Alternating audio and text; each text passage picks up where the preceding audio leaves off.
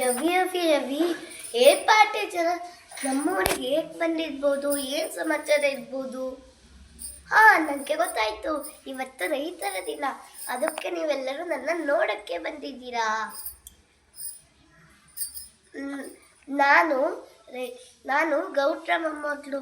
ನಾನು ರೈತರ ಮೊಮ್ಮಗಳು ಅಷ್ಟೇ. ಹೊಲಕ್ಕೆ ಹೋಗಿ ಕೆಲಸ ಮಾಡಲು ಬರಬೇಕು ನಾನು. ಅನ್ನನ್ನ ಅದ್ಯಾವ್ರಂತಾರೆ? ಅದ್ಯಾವನ್ನ ಸೃಷ್ಟಿ ಮಾಡೋನು ರೈತ. ರೈತ ಇಲ್ಲ ಅಂದರೆ ಇಡೀ ದೇಶನೂ ಇರ್ತಿರ್ಲಿಲ್ಲ. ರೈತ ಒಂದಿನ ರಜೆ ಹಾಕೊಂಡ್ರೆ ಇಡೀ ದೇಶಕ್ಕೂ ಊಟ ಇರ್ತಿಲ್ಲ.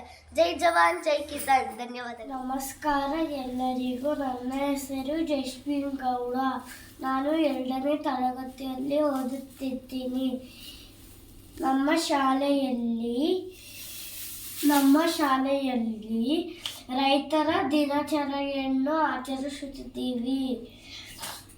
ರೈತರ ನಮ್ಮ ದೇಶದ ಬೆನ್ನೆಲುಬು. ನಾವು ಒಂದಿನ ರಜೆ ಹಾಕಿದ್ರೆ ನಾವು ಜೀವನ ಮಾಡುವುದು. ಆದರೆ ರೈತರು ಒಂದಿನ ರಜೆ ಹಾಕಿದ್ರೆ ನಾವು ಉಪವಾಸದಿಂದ ಸಾಯ್ಬೇಕಾಗತ್ತೆ. ಅದ್ರೋಗಿರೋ ಬಟ್ಟೆ ಹಾಕ್ಕೊಂಡು ಹೊಲ್ದಲ್ಲಿ ಕೆಲಸ ಮಾಡೋದು ಮಾತ್ರ ನಿಮಗೆ ಗೊತ್ತು. ಅವ್ರಿಗೆ ಮೈ ಬಗ್ಸಿ ಕೆಲಸ ಮಾಡೋದು ಗೊತ್ತು. ರಾಜನ ಥರ ಕಾಲ ಮೇಲೆ ಕಾಲು ಹಾಕೊಂಡು ಕುತ್ಕೊಳ್ಳೋದು ಗೊತ್ತು. ನಮ್ಮ ಕಡೆ ಒಂದು ಮಾತಿದೆ, ಗೌಡ್ರು ಗೊತ್ತು, ಇಡೀ ದೇಶಕ್ಕೆ ಗೊತ್ತು. ನಮ್ಮ ತಾತನು ರೈತರು. ಅವ್ರ ಹೆಸರು ಶಿವರಾಮೇಗೌಡರು. ಧನ್ಯವಾದ.